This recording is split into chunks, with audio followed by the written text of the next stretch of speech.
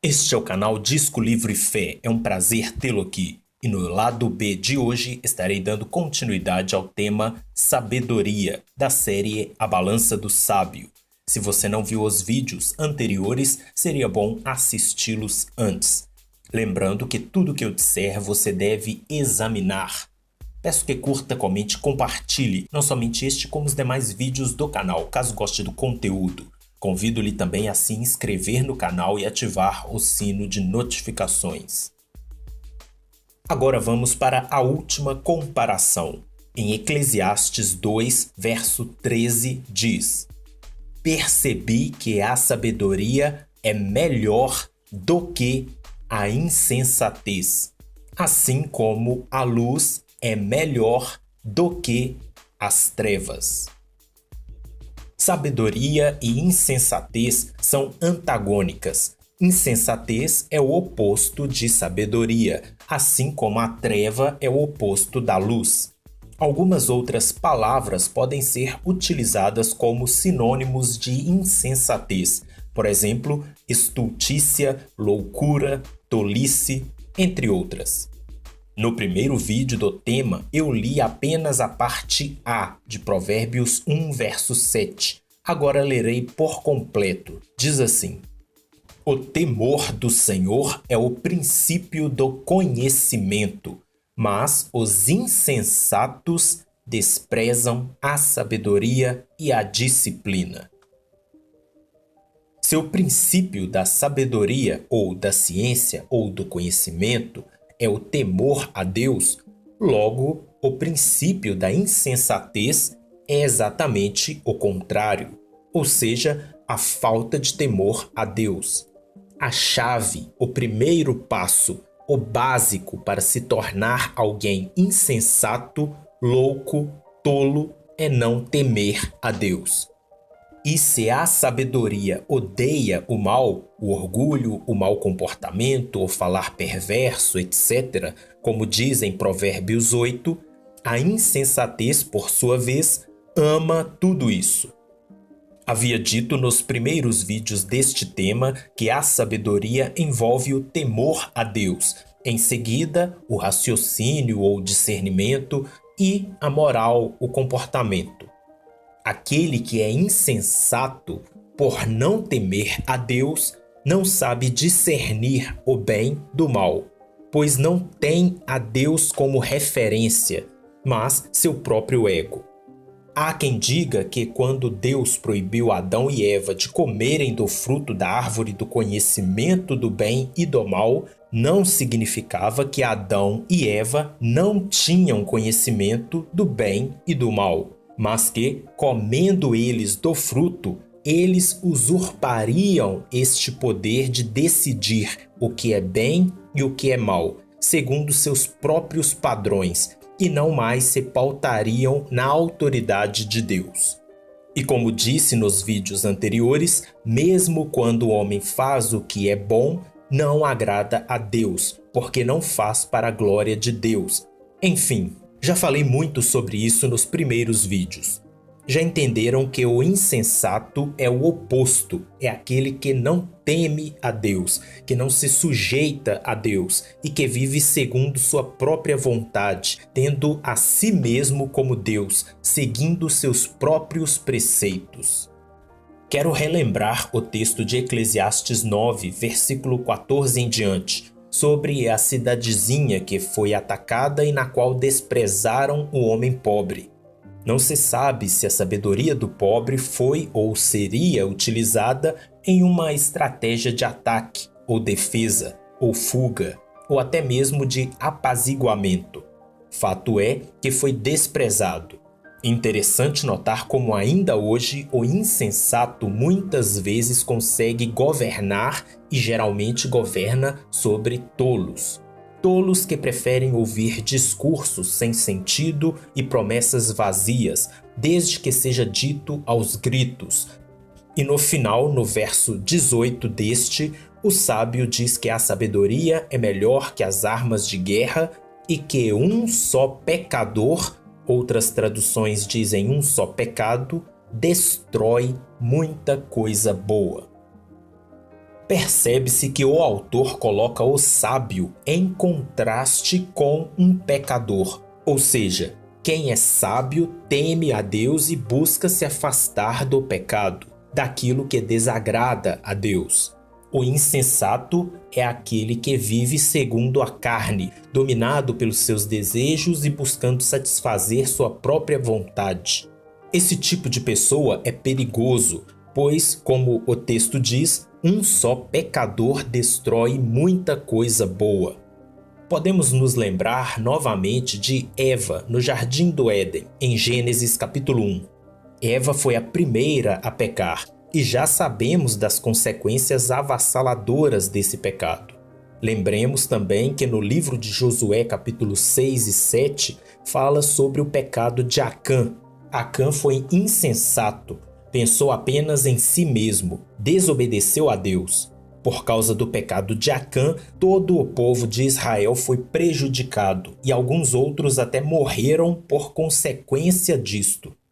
Quem não se lembra do pecado que o rei Davi cometeu com Batseba em seu período de insensatez, registrado no livro de 2 Samuel, capítulo 11? Por causa deste pecado de Davi, podemos acompanhar durante quase todo o restante do livro de 2 Samuel o corolário trágico deste pecado, incluindo mortes e violência sexual na família de Davi. O insensato é perigoso, pois em Provérbios 17, verso 12 diz: melhor é encontrar uma ursa da qual roubaram os filhotes do que um tolo em sua insensatez. Imagine só você topando com uma ursa furiosa por causa dos filhotes dela que foram levados. Você só sobreviveria por um milagre. E o autor diz que é melhor isso do que encontrar um tolo em sua insensatez. Provavelmente o autor aqui está utilizando uma hipérbole, mas para mostrar o quão prejudicial é o tolo. Lidar com pessoas insensatas, loucas, que não temem a Deus, que vivem de forma irreverente para com Ele, sem levá-lo em consideração, que desprezam os mandamentos, a vontade de Deus revelada a nós, mas que criam suas próprias regras e buscam agir segundo suas vontades e são dominados por sua própria carne e pecam deliberadamente. Essas pessoas causam muitos danos aos que os cercam. Por isso, precisamos ser sábios para não sermos insensatos e para lidar com os insensatos. Quero destacar Salomão. No livro de 1 Reis, capítulo 3, Deus fala para Salomão pedir o que quisesse. Isso ocorreu pouco tempo após Salomão se tornar rei no lugar de seu pai Davi, que havia morrido. Salomão pediu a Deus um coração entendido para julgar o povo. Do versículo 7 a 9 diz: agora, Senhor, meu Deus, fizeste o teu servo reinar em lugar de meu pai Davi, mas eu não passo de um jovem e não sei o que fazer. Teu servo está aqui no meio do povo que escolheste, um povo tão grande que nem se pode contar. Dá, pois, ao teu servo um coração cheio de discernimento, para governar o teu povo e capaz de distinguir entre o bem e o mal. Pois quem pode governar este teu grande povo? E Deus se agradou tanto do pedido de Salomão que ele fez o homem mais sábio de todos e, além disso, fez dele o mais rico e o mais famoso de seu tempo. Porém, lá no capítulo 11, do versículo 1 a 4, diz assim: o rei Salomão amou muitas mulheres estrangeiras, além da filha do faraó. Eram mulheres moabitas, amonitas, edomitas, sidônias e hititas.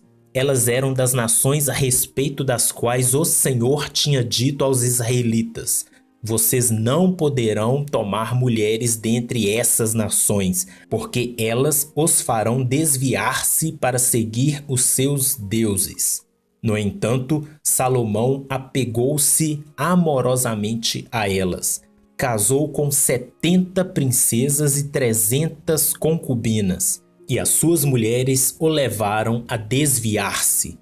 À medida que Salomão foi envelhecendo, suas mulheres o induziram a voltar-se para outros deuses, e o seu coração não era totalmente dedicado ao Senhor, o seu Deus, como fora o coração de seu pai, Davi.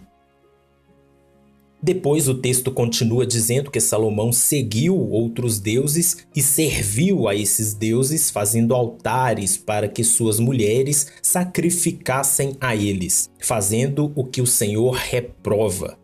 Então, do versículo 9 ao versículo 11 diz: O Senhor irou-se contra Salomão por ter se desviado do Senhor, o Deus de Israel, que lhe havia aparecido 2 vezes.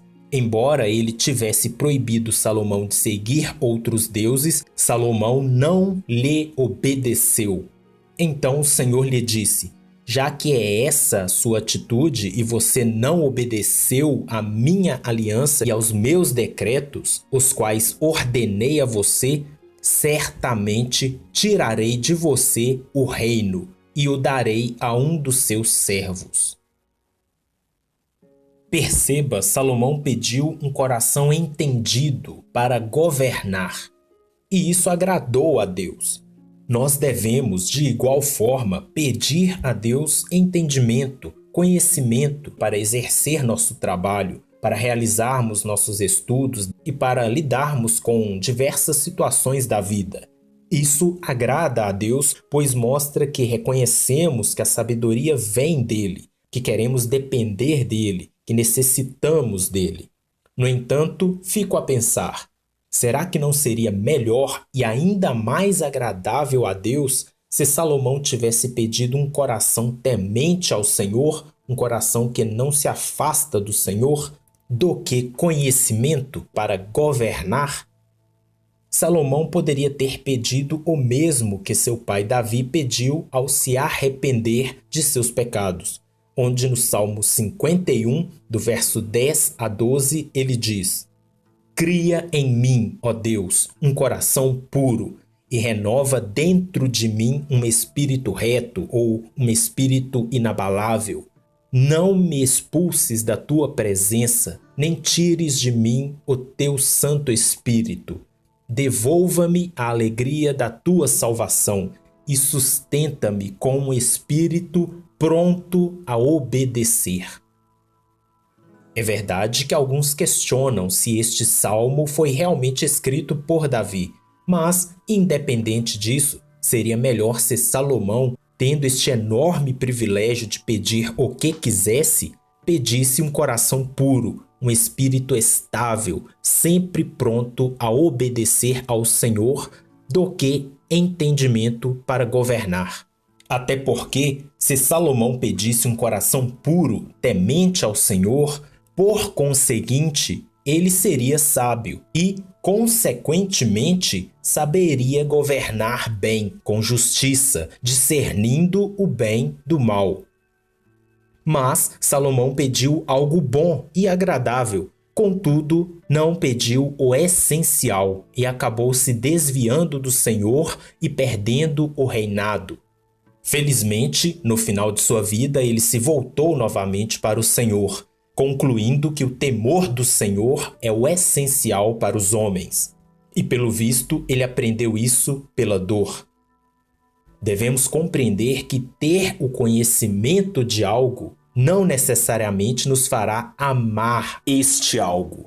Ter o conhecimento a respeito das Escrituras, a respeito da revelação de Deus, por exemplo, não nos faz amar e viver aquilo que conhecemos de forma meramente intelectual. Por isso que a verdadeira sabedoria envolve o temor do Senhor. Não é somente um conhecimento, como já disse nos vídeos anteriores. Não devemos somente conhecer, mas amar. Como já disse nos vídeos anteriores e repito, em João capítulo 14, Jesus diz que aquele que o ama obedece aos mandamentos. Não é aquele que simplesmente conhece os mandamentos que irá obedecer ao Senhor, mas aquele que ama ao Senhor. No início, eu li Eclesiastes 2, verso 13, e no verso seguinte, verso 14, parte A, diz: Os olhos do homem sábio estão na sua cabeça, ou seja, no lugar certo, mas o louco anda em trevas.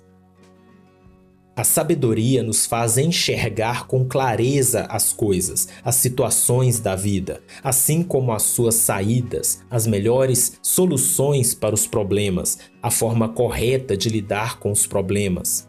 Já quem é insensato anda em trevas, vive tropeçando e tentando, por meio da força própria, solucionar as coisas. Quase todo o texto de Eclesiastes 2 é o autor ponderando se vale a pena ou não ser alguém sábio, porque, no final das contas, tanto o sábio quanto o tolo irão perecer. Porém, lembremos mais uma vez que no final do livro de Eclesiastes, ele conclui dizendo que o essencial é temer a Deus, porque Deus julgará a todos. O que fazemos nessa vida, a forma como vivemos e para quem vivemos, nos dará um entre dois destinos possíveis.